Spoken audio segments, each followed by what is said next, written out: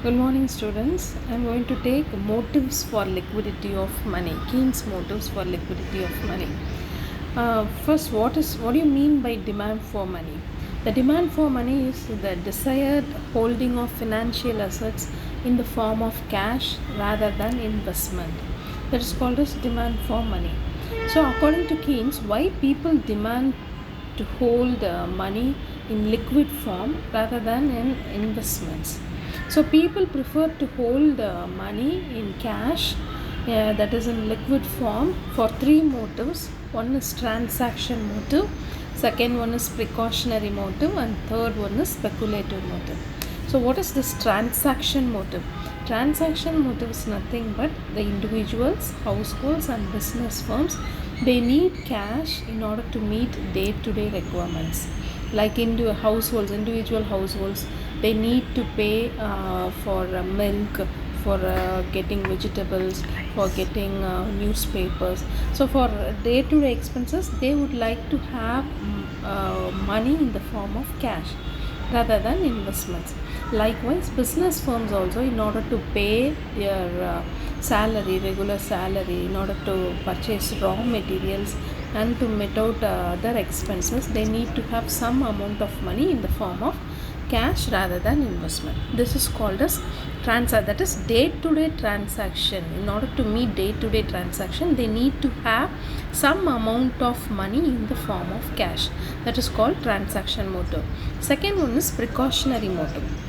Precautionary motive is nothing but people would demand to hold some amount of money in the form of cash in order to meet some unforeseen contingencies like fire, theft, accident, sickness, old age, marriage, so everything. So in order to meet unforeseen circumstances, they would like to have some amount of money in cash rather than in investment. That is called precautionary motive. And what is speculative motive? Speculative motive is people would like to have cash in hand in order to take advantage of changes in the prices of bonds and securities. So, in order to take advantages of this prices of bonds and securities, they would like to have some amount of money in cash.